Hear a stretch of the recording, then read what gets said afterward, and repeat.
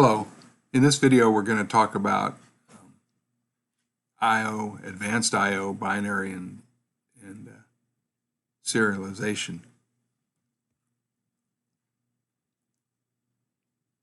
Here are the topics. Now there are generally two ways to store data: in text and in binary format. You learned a lot about text format in 203 and you've used it. And today we're going to talk about binary format primarily, and then serialization. So to the right are the classes that are used to print to text: file reader, file writer, print writer, and other subordinate objects. To the left are the classes we're going to use to write to binary files. So first of all, text format. If you had a string of characters, 12,345, in text format they would be stored as a string of characters: the character 1, the character 2, the character 3, and so forth. So the reader and writer classes and their subclasses process this at input and output. So to read from a file reader, we read from this.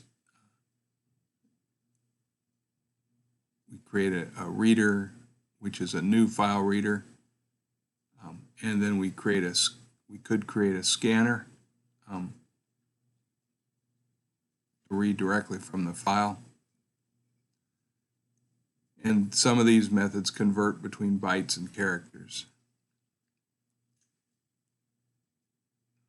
And then we write in a similar way. Here are some of the methods that PrintWriter uses to write. As we said before, PrintWriter uses, in 203 we said that PrintWriter uses some of the familiar ones like print and printline. So system.out is a print stream object, and it prints representations of various kinds of data. A lot of overloading because it prints individual characters or strings or floats or doubles or whatever. Now, that's text format in general. But binary format is what we often get as documents, let's say Word documents or PowerPoint documents or anything like that. Data items are represented in bytes. So the integer 12,345 that was stored as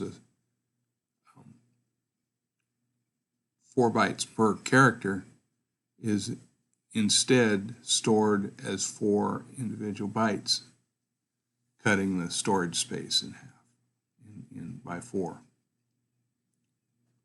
So it's more compact and efficient. Input stream and output stream are the superclasses that are used to write and read those binary files. So here's how you would write to a binary file. Now, notice that Windows expects the suffix bin or bin, but we don't really know. Windows doesn't really, or Java in particular, doesn't really care what the suffix is, or even if there is a suffix. So read reads a single byte, but it returns the next byte as an int so that the -1 can show up at the end of the file.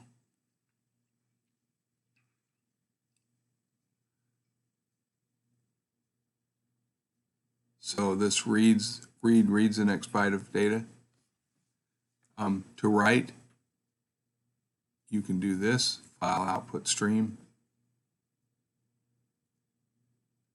And as always, you should close the class when you're done writing to it. So just like input stream, you should provide a method that writes 1 byte of output if you're going to use this approach.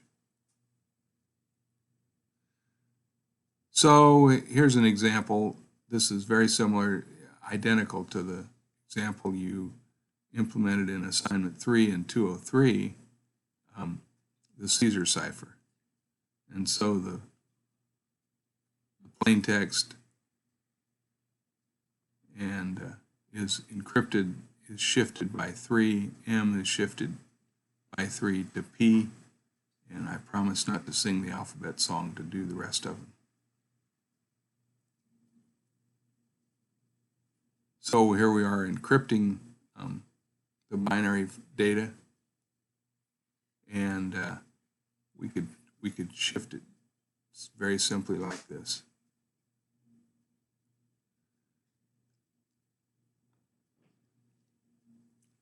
So the question, why does the read method return an int and not a byte? Well, it needs a special value of -1 to indicate the end of the data. Now suppose we, there are two kinds of access to a file. There's sequential access and random access. Random is not quite the right word to be used, but that's what Java uses. Sequential access in the first diagram down at the bottom of the page shows that each byte, there's a kind of like an iterator that points to each subsequent position of the file. Random access, you tell it which byte to go to, and it begins reading from that position. So disk files only support random access, not keyboard and monitor files like system.out and system.in. So each disk file has a special file pointer, and in a random access file you can specify where the position is. So there's a class called RandomAccessFile, and there's a file pointer. There's a get file pointer method, and there's a seek method that each of those allow you to move the pointer around and find the right one. So here's some methods of this class: get file pointer and seek, read and write are the important ones.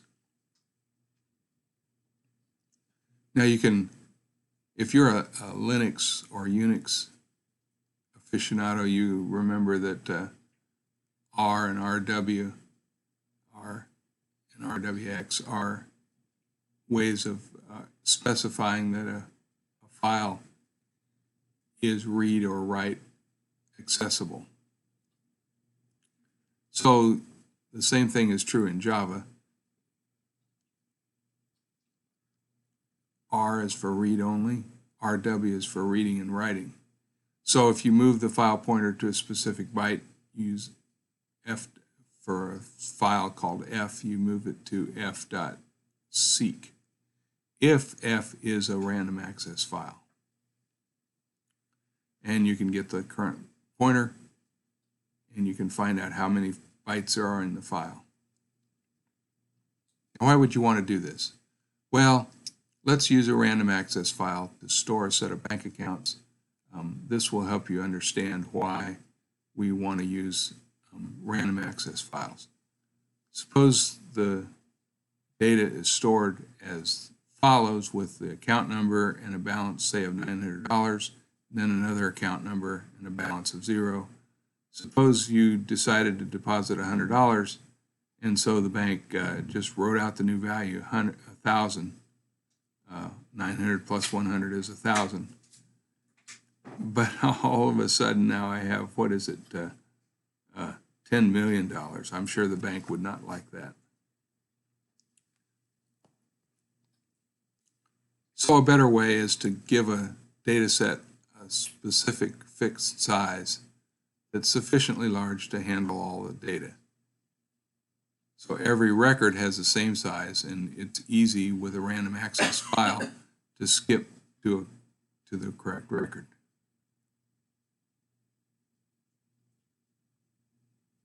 So let's say we had 8 bytes, 4 bytes for the account number, 8 bytes for the balance. And so we could use this when we wanted to read. If we knew which account it was, the first account, the second account, whatever, n times the record size is where we would want to go to put the file pointer. Then we read from that location. So here's an example of the write. Get the account number and get the balance and write that value. Here's an example of code that does it. The driver file and the bank account class. And here's the driver that checks creates a bank account, the bank data, and then creates an account number from bank.dat, reads it, writes it. So what's the primary advantage of binary format, and what's the disadvantage? The advantage is efficiency. The disadvantage, of course, is you can't read it with a text editor. You can try that yourself by right-clicking on any file, and you'll find that almost anything in a browser is unreadable. So here are the object streams. So far we've written byte by byte, and object output stream and object input stream are ways to read whole objects back in from disk if they follow a certain requirement, which is that they are serializable.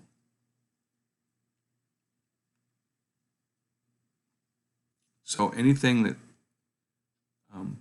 implements serializable can be written using an object output stream to a stream, and they can read back in at the same time. So here are some of the methods, especially write object.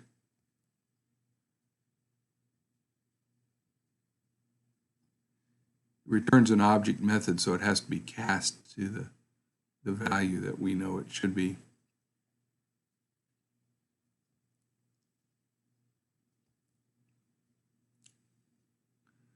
Those two methods, write object and read object, need to be implemented if the class has embedded objects or complicated setup. And in the video that follows, in Professor Karchner's video, she will explain how to create those, how to think about read object and write object, how to create one for a tree. So the advantage of this is that ArrayList, for example, or any collection, can be written in one method call to a file. So if A is this array list of bank accounts,